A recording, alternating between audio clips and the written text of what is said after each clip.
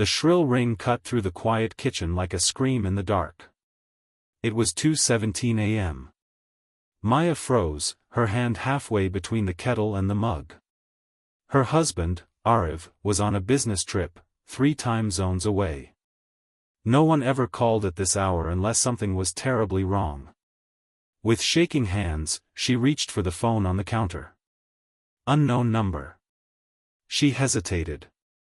A dozen thoughts rushed through her mind. Should she answer it? Should she wake her teenage daughter sleeping upstairs? Should she ignore it? Her thumb slid over the green button. Hello? At first, nothing. Just silence. Then came the sound of breathing. Slow. Heavy. Too intentional to be accidental. Like someone was there, listening. Who is this? She asked again, this time louder. Do you need help? The breathing stopped. A whisper came through. He's not where he says he is. And then, click. The call ended. Maya stood in the middle of her kitchen, stunned. Her breath caught in her throat. She stared at the screen, her heart pounding louder than the ticking wall clock. That voice wasn't robotic. It wasn't a prank. It was real, and cold. And the words? They hit like ice through her veins. He's not where he says he is. She called Ariv immediately. Straight to voicemail. Twice. 3 times. She tried his hotel. He checked in yesterday, the receptionist said politely. Do you want me to transfer you to the room? Yes, please. The phone rang. No answer. Was he asleep? Or was he, not there? Maya spent the rest of the night pacing. She tried convincing herself it was nothing, just a wrong number, a hoax.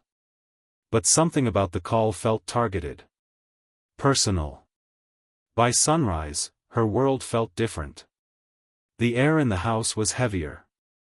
The silence louder. She couldn't explain it, but she knew, something had changed. The little signs we ignore. In the daylight, things seemed slightly less terrifying. Ariv finally returned her call, acting completely normal.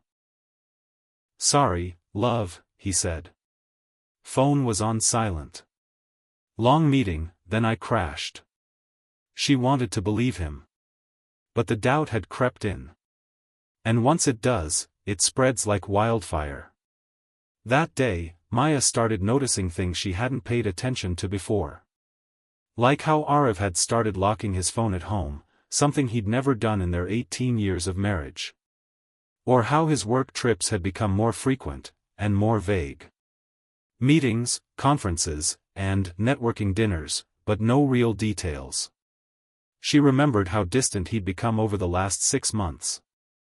She'd blamed it on stress, on their teenage daughter's mood swings, on just life. But maybe it was something more. That night, she sat alone in bed and opened his laptop, the one he rarely used anymore. It was clean. Too clean.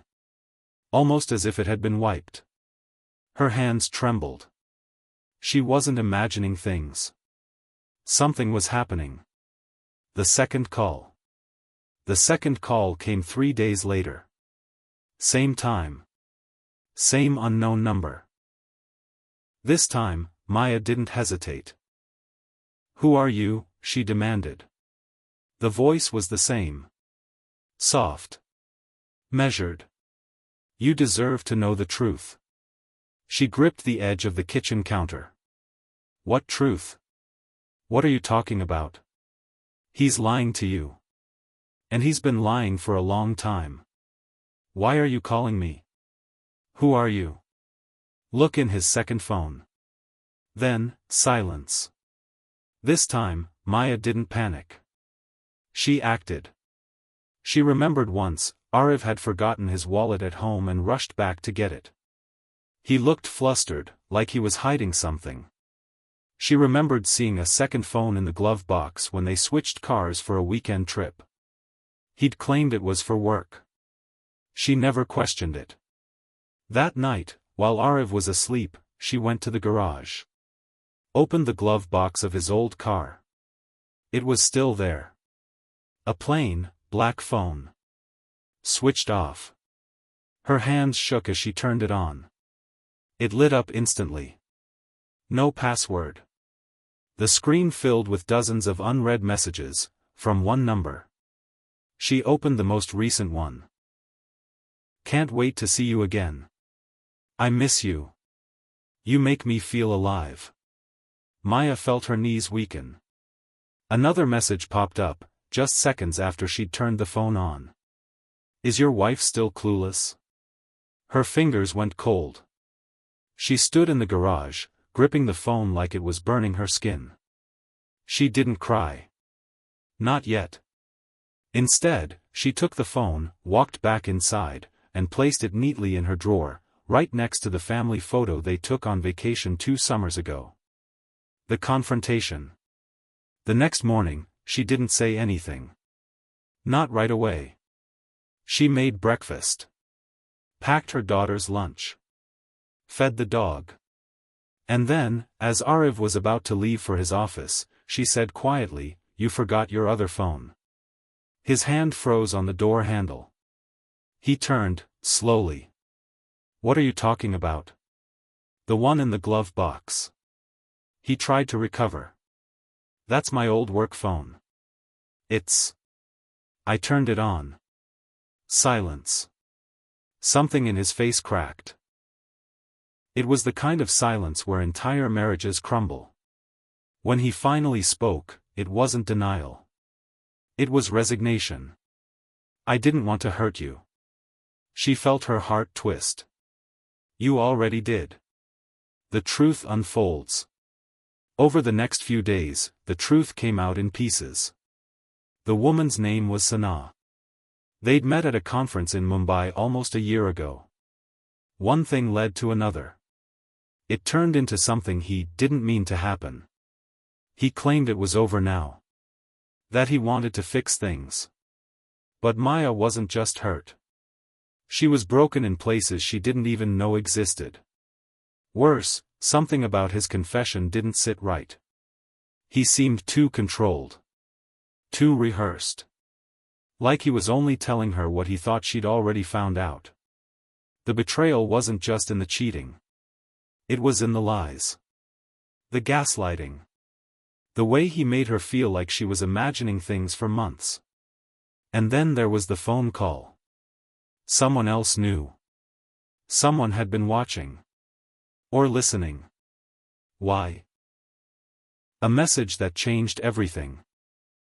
A week after confronting Arif, Maya received a package at her doorstep. No return address. Inside was a USB drive. Just a note attached. "You're not even close to the truth yet. Watch this." Maya hesitated for a long time. She didn't know whether to call the police, a lawyer, or throw it away. But in the end, she plugged it into her laptop. A video loaded. Security footage. Time-stamped. From a hotel. It showed Arif entering a room with a woman. Then, a second clip, of him handing over a briefcase to a man in a suit. They shook hands. Arif looked nervous. There was no sound. But it didn't matter. Because the final clip showed something that made Maya's blood run cold. Arif standing outside a car. Opening the trunk. Inside, something wrapped in a plastic sheet. The video cut to black.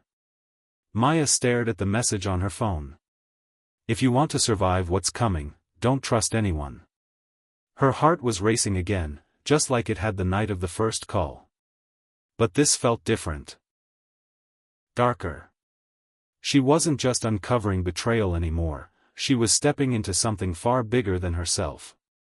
And she had no idea where it would lead.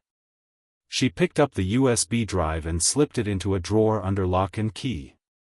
Her fingers hovered over the number on the message, but she didn't call back. Instead, she did the one thing she hadn't done in weeks, she called her childhood friend, Zoya. Zoya had always been the logical one. A crime reporter. Sharp, skeptical, and brave in ways Maya had never been. Within an hour, they were sitting across from each other in Maya's kitchen. Maya played the video, showed her the messages, even handed her the second phone. Zoya didn't say a word until the very end. Then, she looked up. "Maya, this isn't just an affair," she said quietly. "That briefcase exchange, that trunk, this smells like organized crime." Maya blinked. "You think he's, what, involved with criminals?" Zoya leaned back, crossing her arms. "I don't know. But I've seen enough footage like this to know that briefcase wasn't full of hotel receipts. And if someone's sending you anonymous warnings, it means you're either being watched, or they're trying to recruit you." Maya shuddered. "I need to know the truth," she whispered. Zoya nodded. "Then we're going to find it. But we do this my way." Secrets behind the smile. Arif came home that evening like nothing had changed. He kissed Maya on the cheek, talked about traffic, asked about their daughter's school project. "And Maya?" She smiled back. Acted normal. But inside, her mind was spiraling. "Don't trust anyone." The words echoed over and over again. That night, she slipped his second phone into her bag. Zoya had given her a contact, someone who could extract deleted data, hidden files, anything encrypted. Maya had never broken a rule in her life. But now, nothing felt more urgent. The next day, while Arif was at work, she met the contact in a quiet cafe. He was young. Early 30s, maybe. Wore glasses and carried a laptop that looked like it had been to war. "Don't ask me my name," he said. "Zoya said you needed truth. So let's find it." Maya handed over the phone. "Just, show me everything." What the phone revealed. An hour later, she had a flash drive in her hand and a face pale with shock. The phone had been full of deleted messages, hidden folders, and photos she never wanted to see. Yes, there were intimate texts from Sanaa. Pictures of hotel rooms. Audio clips of whispered conversations. But that wasn't the worst part. One of the deleted folders contained files labeled with codes, D03 Pune, TXB Final, Witness List. Inside were scanned documents, IDs of people she didn't recognize. One of them was a police officer's ID. Another was a journalist's press badge. There was a list of names. All of them crossed out. Except one. Maya's. Her name. Highlighted in red. She stared at it, frozen. The hacker looked at her, confused. "Are you in some kind of legal trouble?" She shook her head slowly. "I don't think so. At least, I didn't think so." The air suddenly felt heavy. She wasn't just Arif's wife anymore. She was a target. An unexpected visit. The next evening, as Maya returned home from picking up groceries, she noticed something strange. The lock on the front door had scratch marks. Subtle, but they were there. She stepped inside slowly, calling out for her daughter. No answer. Panic rose like bile in her throat. She dropped the bags and ran upstairs. Her daughter's room was empty, but her school bag was there. So was her phone. She turned around, and screamed. A man was standing in the hallway. Tall. Clean-shaven. Suit. No visible weapon, but his presence was enough to freeze her blood. "Please don't scream again," he said calmly. "I'm not here to hurt you." Who are you?" she stammered, reaching for her phone. He raised a hand. "Check your messages." Her phone buzzed. A message from an unknown number. "You're not safe. He's not what he seems. Let me explain." She looked up. "You're R?" He nodded. Let me tell you what your husband is really involved in. The truth behind Arif. The man, Ravi, sat across from her at the dining table. He talked quickly, as if time was running out. According to him, Arif had been involved in secret dealings with a group laundering money through fake business conferences. It started small, transporting documents, booking hotel rooms for others under fake names. But it escalated. Last year, Arif allegedly helped facilitate a meeting between two men tied to an international trafficking ring. He wasn't a mastermind, but he was an enabler. He didn't do it for thrill, Ravi said. He did it for money. For power. For escape. Maya stared at him, numb. Why are you telling me this? Because I used to work with them, Ravi said, leaning forward. And I got out. But not before I stole data. Data your husband helped hide. They're looking for it, and they think you have it now. Maya's blood went cold. The video? She asked. He nodded. There's more. And it's enough to put them all away. But now that you've seen part of it, you're a threat. Everything starts to spiral. In the days that followed, Maya's world turned into a shadow play. She noticed the same white car parked across the street more than once. Once, she returned home to find her kitchen drawer, where she'd hidden the USB, open. Not stolen. Just, opened. As if someone wanted her to know they'd been there. Zoya insisted she go to the police. But Ravi warned against it. You can't trust anyone in the force right now, he said. Some of them are on the payroll. Maya didn't know what to believe anymore. She just knew she had to protect her daughter, and find the rest of the truth before it was too late. She began watching Arif closely. Where he went. Who he called. What he searched on his laptop. And one night, she found something chilling. An email in his drafts folder. Never sent. But saved. Subject, she's getting too close. We may need to handle it. No name. No explanation. Just that. Maya stood in the kitchen, staring at the message on her phone. I found the rest of the footage. But I can't send it over the phone. Meet me. Tonight. Come alone. R. It was nearly midnight. Outside, the world was silent, cold, and dark. She reread the message 3 times. Every part of her screamed not to go. But the questions wouldn't leave her mind. What was in the footage? What did Ravi know? Could it finally answer the one thing she still couldn't understand? Why was her name on that list? And what had Arif really done? She left her daughter a note, vague, just in case someone else found it. Running a quick errand. Back soon. Lock all doors. Don't open for anyone. Love you. Then she slipped out into the night. A meeting in the shadows. The address Ravi sent was a rundown warehouse on the edge of the city. Broken windows, rusted gates, and a street so silent it felt abandoned by time itself. Maya parked half a block away and walked the rest, her heart hammering. Inside, the warehouse was empty, except for one dim light near the far wall. And Ravi. He was pacing, nervously. You came, he said, without turning around. I want answers, Maya replied, her voice firm despite her fear. Real ones. No riddles. Ravi motioned her over.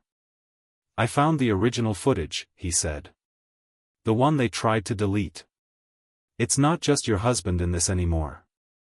It's bigger. Deeper. International. He handed her another flash drive. What's on it? She asked. He hesitated. Proof. Of a murder. Maya's stomach twisted. Arif, she whispered. Ravi nodded slowly. I think he helped cover it up. Maybe even helped plan it. The footage that changed everything. Back at home, Maya waited until the house was silent. She locked the door to her bedroom, plugged in the flash drive, and opened the only file on it. The footage was grainy, filmed from a hotel security camera. The timestamp was 6 months ago. It showed a narrow hallway. Arif entered the frame, followed by another man. A third man was already waiting outside a door. They argued. Voices were muffled, but body language said everything. Then, the door opened. A woman stepped out. Sana. She looked panicked. The third man grabbed her arm. She resisted. A struggle. And then, something that made Maya recoil. Arif reached into his coat. Pulled out a syringe. He handed it to the third man. Seconds later, Sana collapsed. The men carried her back into the room. The footage ended there. Maya stared at the screen, tears streaming down her face. This wasn't betrayal anymore. This was a crime. The secrets of Sana. The next morning, Maya called Zoya. You need to see this, she said. Within the hour, they sat together, watching the footage again. Zoya's face was unreadable. She's not dead, Zoya said, finally. What? Maya looked up, shocked. She disappeared, yes. Went off the grid. But I remember that face. There was a missing persons case. Then a withdrawal. A quiet one. Something about international diplomatic pressure. The whole thing was hushed up. Are you saying she's alive? Zoya nodded. And if she is, she might be the only one who knows what really happened. Maya's hands trembled. Then I have to find her. Not without me, Zoya said firmly. The return of the white car. That evening, the white car was back. Parked across the street. Same model. Same license plate. Maya didn't wait this time. She marched straight out the door and walked toward it. But before she reached the car, it drove away, fast. Her phone buzzed again. Unknown number. Stop digging. You don't know what you're playing with. She texted back. Then tell me. Or I won't stop. No reply. Not for hours. Then, just after midnight. Meet me where it all started. Tomorrow. Noon. Come alone. Return to the beginning. Maya didn't sleep that night. She thought of Arif. Their wedding. Their first home. The laughter. The quiet decay. The lies. She thought of her daughter, her reason to stay sane. And she thought of the woman in the video. Sana. Alive or dead, she was the key to unlocking the real truth. The next day, Maya followed the message's instructions. She drove to a place she hadn't been in years, the beachside cafe where she and Arif had their first date. She found a table. Ordered coffee. Waited. And then, a figure walked in. Not Ravi. Not Zoya. Not anyone she recognized. But the moment she saw the woman's eyes, she knew. It was Sana. Sana speaks. Sana sat down without a word. Her face was tired. Hollow. Her hair shorter, darker. A scar ran along her right wrist. I'm not supposed to be here, she said quietly. But I saw what he did to you. What he turned into. Maya's throat felt dry. What happened that night? What was in the syringe? Sana looked down. A paralytic. Not fatal. Just enough to silence me. Why? Maya asked. They found out I knew too much, Sana said. About the trafficking ring. The forged identities. The bribes. I threatened to go to the police. She paused.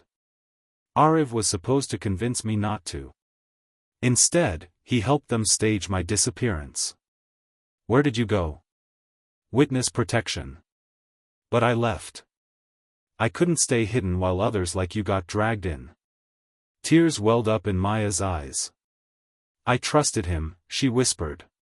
He was my husband. He was never the man you thought, Sana said. But it's not too late to bring him down. A new plan.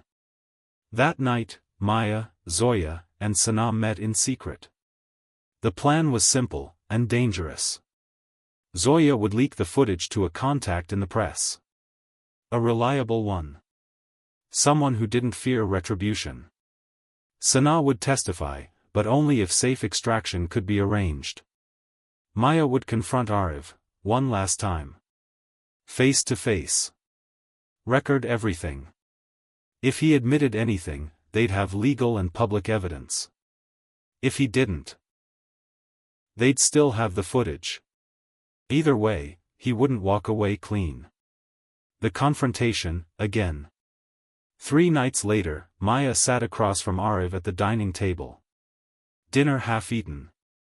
Wine untouched. She had her phone recording in her pocket. I know everything, she said. Ariv looked up. You'll have to be more specific, he said calmly. I met Sana. That made him freeze. I saw the footage, she added. I know about the syringe. The list. The briefcase. The IDs. The money. Still, he didn't speak. Tell me the truth, she whispered. Before someone else does. His smile was slow. Cold. You were never supposed to find out. The room felt colder now. Maya stood in the dining room, stunned, watching Ariv walk away as if he hadn't just turned her world upside down again. You were the backup plan. Those 5 words looped in her head like a curse. She couldn't move. Couldn't breathe. She tried to speak, to call him back, to demand he explain. But the door slammed shut behind him before she could. Silence swallowed the room. She pressed the stop button on the voice recorder in her pocket. Her fingers trembled. Her heart beat so loudly it hurt her ears. Backup plan? What did that mean? Was she supposed to take someone's fall? Be framed? Disappear? And how long had he been planning this? The hidden bank account. The next morning, Zoya came over. Maya played her the recording. Zoya's eyes widened when she heard the line. You were the backup plan? That sounds like he intended to use you as insurance. Maybe to take the fall if things went wrong. Maya shook her head. But why? What did I ever do to deserve this? You trusted the wrong man, Zoya said. But we're not done. I did some digging of my own. She pulled out a laptop. There's a bank account. Offshore. Hidden under a false company name. Ariv's name doesn't appear, but it's tied to the same shell company that was linked to the briefcase drop. Zoya showed Maya screenshots. Several large deposits. Then, a transfer. To Maya's name. What the hell is this? Maya whispered. He put money in your name without you knowing, Zoya said. If authorities find this and you don't have an explanation, it looks like you were laundering the money. Her hands began to shake. That's why I'm on the list. Zoya nodded. He's making you the scapegoat. The clock is ticking. They needed to act fast. Zoya contacted her media friend, an investigative journalist named Neil. He'd covered corruption before. Even been threatened for it. But he never backed down. He agreed to meet. In a quiet studio basement, away from cameras and press, Neil reviewed the footage, the financial trails, the voice recording, everything. His conclusion was clear: this story is real. Dangerous. And if we run it, Ariv and his people will burn. But what about us? Maya asked.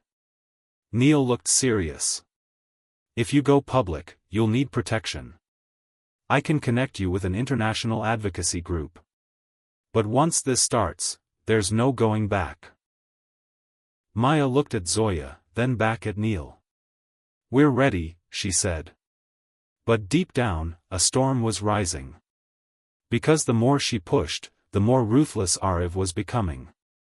And she hadn't even seen the worst of it yet. The message that changed everything. Later that night, as Maya tucked her daughter into bed, her phone vibrated again. An unknown number. Another message.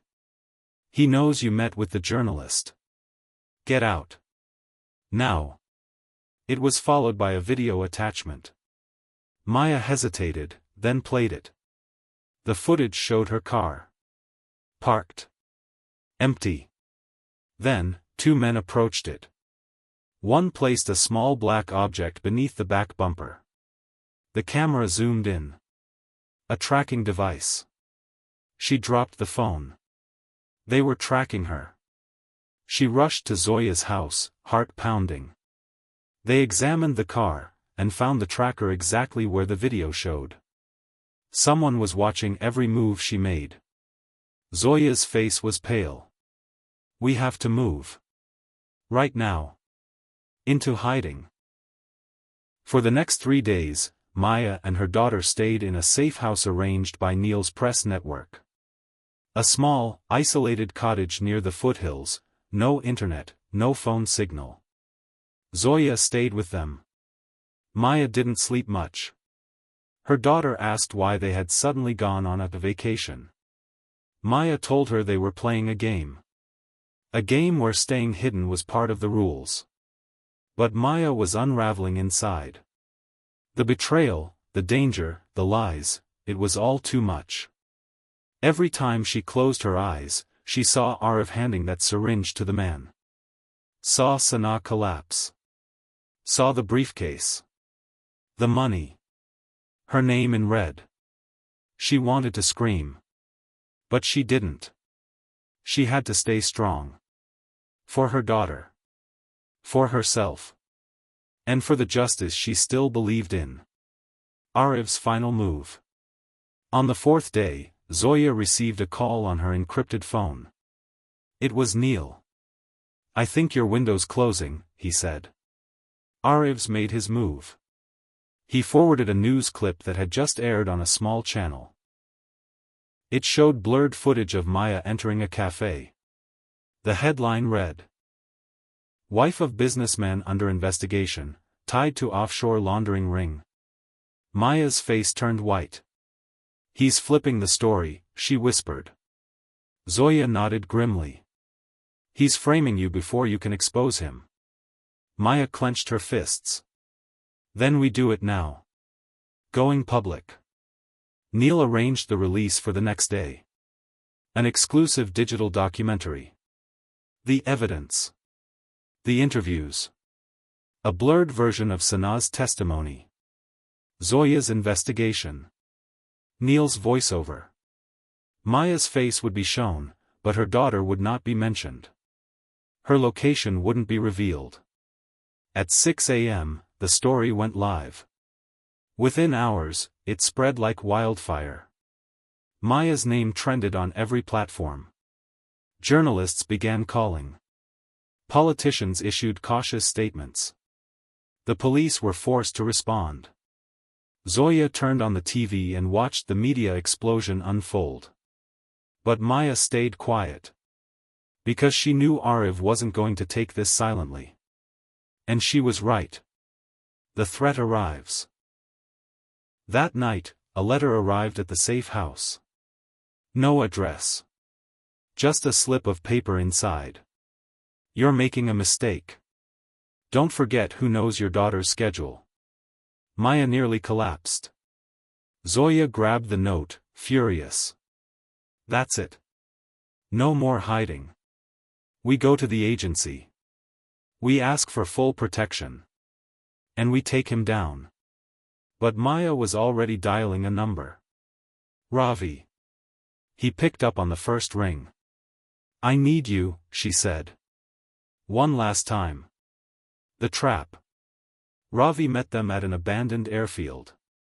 We have one shot at this, he said. He's scared. He'll try to run. We need to catch him in the act. Zoya had an idea. They staged a meet-up. Maya would pretend to surrender. Offer to withdraw her statements. Offer to leave the country with him. They'd record everything. Every word. And Ravi had a surprise. He'd tapped into one of Ariv's burner phones. If Ariv responded to the bait, they'd know it worked. Maya agreed. Even though the plan meant facing the man who destroyed her. The final face-off, almost. The next evening, she waited at the hotel lobby they agreed upon. Ravi was across the street with a camera and mic. Zoya sat at the bar with backup phones. And then, Ariv arrived. Cool. Calm. As if none of it mattered. He walked up and sat across from her. Ready to make this all go away, he asked. She nodded slowly.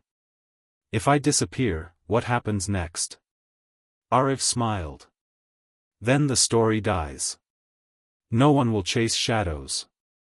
He leaned in, lowered his voice. You were never supposed to get involved. But now, there's no version of this where you come out clean. Maya felt sick. And our daughter? She asked quietly. He shrugged. She'll forget. Kids always do. That was it. Zoya gave the signal. Ravi started recording. But then. Gunshot. Glass shattered near the bar. Screams. Zoya ducked. Ravi yelled. Maya looked at Ariv, but he was already gone. The phone buzzed again, the screen lighting up with Ariv's cryptic message. You still don't understand, Maya. I'm not the one you should be afraid of. The words echoed in her mind, reverberating through her thoughts, making the hairs on her neck stand up. Ariv had escaped the hotel just moments ago, but this new message was different. It wasn't like the others, cold, threatening, and arrogant. This one was warning her. She sat still, her breath shallow. She had thought she knew the man she had married. She had thought she understood the depth of his betrayal. But this? This was something different. Something more sinister. Maya? Zoya's voice cut through the silence.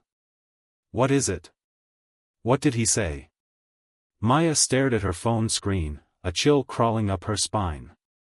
He says I don't understand. Her voice cracked.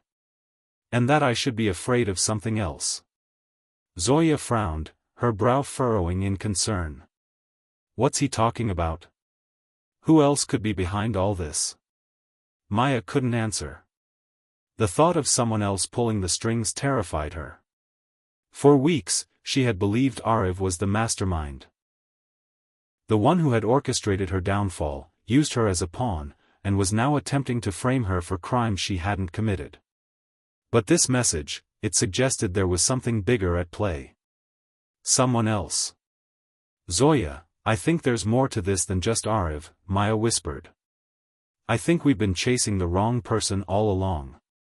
A deadly game of shadows. The night passed in a restless blur. Maya couldn't sleep. Her mind wouldn't stop racing, turning over every possible theory, every angle of the situation. Who else could be behind this? If it wasn't just Ariv, then who had been watching her every move, pulling the strings? She thought about the men who had been trailing her. The mysterious figures lurking in the shadows. Could they be part of something larger? Could this go all the way to the top? At dawn, as the first light of day began to creep through the curtains, Maya made a decision. I need to talk to Ravi, she said. I need to know everything he knows about this. Everything. Zoya nodded, her face etched with worry. Are you sure that's a good idea? He might be in danger, too. I don't care, Maya replied, her voice hardening. I need answers. I can't keep guessing. I need to know who's really behind all of this. A shocking revelation. Ravi agreed to meet her at a secluded cafe on the outskirts of town. He had been cautious lately, wary of being followed. Maya knew the risks, but she had no other choice. She needed the full picture. She couldn't confront Arav again without understanding everything, without knowing who else was involved. Ravi was already waiting when she arrived, sitting in a corner booth with his usual coffee in hand. He stood up as she approached, his expression grim. "You look like hell," he said, offering her a tight smile. "Long night?" "You have no idea," Maya replied, sitting down across from him. She didn't waste any time. "Ravi, I need you to tell me everything. Everything you know. About the people behind this. About the money. The accounts, everything." Ravi hesitated for a moment, glancing around as if checking for anyone who might be listening. "Maya, this is bigger than you realize. Ariv's involvement is just the surface. There's a shadow organization. I don't know much about them, but I know they have their hands in everything.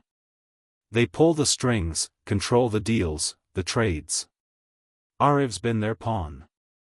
"Who are they?" Maya asked, her voice barely above a whisper. Ravi leaned in closer, lowering his voice. "I don't know the full extent of their reach. But I do know that they've been operating under the radar for years. They've made billions through illicit deals, money laundering, and corruption. And now they've decided to use Arav to clean up their mess. They've been using him as a front for their operations." Maya's heart skipped a beat. Ariv's been working for them? But why? How did he get involved? "That's the part one can't figure out," Ravi said. "But one thing is clear. Ariv's in way over his head. And now, they're making sure that no one gets in their way. Not even you." Maya's mind raced. An underground organization. Shadowy figures. Billion-dollar schemes. It was like something out of a thriller. But this was real. And she was stuck in the middle of it. "What do we do now?" she asked, her voice trembling. "We expose them," Ravi said, his tone resolute. "We gather the evidence, make it public, and let the world see who they really are. But we need to be careful. They have eyes everywhere. We can't trust anyone, not even the people we thought we could. The enemy within." The days that followed were a blur of frantic phone calls, research, and strategic planning. Maya, Zoya, and Ravi worked together to piece together the puzzle. They combed through every document, every lead, and every piece of evidence they had gathered so far. The organization behind Arav was far more complex than they had initially realized. They discovered that the group was tied to multiple governments, shady financial institutions, and black market dealings. They were untouchable, too powerful to be taken down by normal means. And worse, they had their own network of enforcers, mercenaries, and spies. But the most terrifying revelation came when they uncovered a file hidden deep within one of the encrypted servers Ravi had accessed. It was a list of names. High-profile individuals, business leaders, and even government officials who were either part of the organization or had been compromised by them. Maya's name was on that list. The realization hit her like a punch to the gut. She wasn't just a pawn in this game. She was a target. "They're coming for me," she said, her voice shaking with fear. "They've known about me from the beginning. They want to silence me. And now they're going to make sure I never get out of this alive." Zoya grabbed her arm, her grip firm. "No. We're not letting them win. We're going to fight this. We'll take them down together." But Maya wasn't so sure anymore. She had thought that exposing Ariv's betrayal would be the end of it. That once the truth came out, justice would prevail. But now she understood that the fight was far from over. In fact, it had only just begun. A final decision. Maya spent the next few days grappling with the decision that loomed before her. Should she continue to fight, to expose the organization and bring them down? Or should she run, protect herself and her daughter, and let the world continue on without her? The question haunted her every waking moment. And then, one night, she received another message from Arif. "You're too late. The game is over." It was chilling. But what terrified her more was what came next. The next morning, as she was leaving the safe house to meet Zoya, a black car pulled up outside. 3 men stepped out. They were wearing suits, but their eyes were cold, calculating. They didn't say a word, they just moved toward her. Maya froze. Her breath caught in her throat. There was no escape. But then, a gunshot rang out. One of the men dropped to the ground, clutching his chest. The others froze. Ravi stood behind them, a pistol in his hand. "Get in the car, now," he shouted, his voice frantic. Maya didn't need to be told twice. She grabbed Zoya, and they rushed toward the car. "Go, go, go!" Ravi barked, climbing into the driver's seat. As the car sped off into the night, Maya looked back, her heart pounding. The men lay motionless in the street. The game had truly changed. The message was chilling. This is just the beginning. You've made a powerful enemy. And soon, you'll realize just how far they'll go to keep their secrets. Attached was a photo of Maya's daughter, standing at the door of their supposed safe house. Maya's heart pounded. The safe house was compromised. The enemy knew their every move. She turned to Ravi, her voice trembling, "They know where we are. We have to move, now." Ravi nodded, already gathering their belongings. "We need to get to a place they can't track us. I know someone who can help. A new ally." Ravi led Maya and Zoya to a secluded cabin deep in the woods, owned by an old friend, Arjun, a former intelligence officer. Arjun greeted them with a stern expression. "Ravi told me everything. You're up against a formidable enemy. But I have resources that can help." Inside the cabin, Arjun revealed a hidden room filled with surveillance equipment. "We can use this to monitor their communications and movements."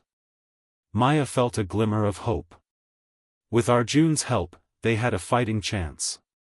Uncovering the truth. Over the next few days, they intercepted communications revealing the organization's plans. They discovered that Arif was merely a pawn, manipulated by a shadowy figure known only as the Architect. "The Architect is the real mastermind," Arjun explained. "He orchestrates everything from behind the scenes." Maya was determined to expose him. They devised a plan to lure the Architect into the open by leaking false information about a supposed deal that would threaten his operations. The trap. The bait was set. They spread the false information through secure channels, ensuring it would reach the Architect. Soon, they intercepted a message. "Eliminate the threat. Make it look like an accident." They knew the Architect would act swiftly. Arjun set up surveillance around the cabin, ready to capture any incoming threats. That night, a group of armed men approached the cabin. Arjun and Ravi engaged them, managing to subdue the attackers. Among them was a man carrying a phone with direct messages from the Architect. They finally had a lead. Confrontation. Using the information from the attacker's phone, they traced the Architect to a high-security facility in the city. With evidence in hand, Maya, Ravi, Zoya, and Arjun coordinated with law enforcement to raid the facility. The operation was swift. The Architect was apprehended, and the facility was shut down. Inside, they found documents and recordings detailing the organization's operations, implicating numerous high-profile individuals. Maya stood face-to-face with the Architect. He smirked, "You think this ends with me? There are others." She replied firmly, "Then we'll find them too." Aftermath. With the architect in custody and the organization exposed, Maya's name was cleared. The media hailed her as a hero, and she was reunited with her daughter. Zoya published a detailed exposé, bringing the organization's crimes to light. Ravi and Arjun continued to work behind the scenes, dismantling the remnants of the network. Maya, though scarred by the ordeal, found solace in knowing she had stood up against corruption and protected her family.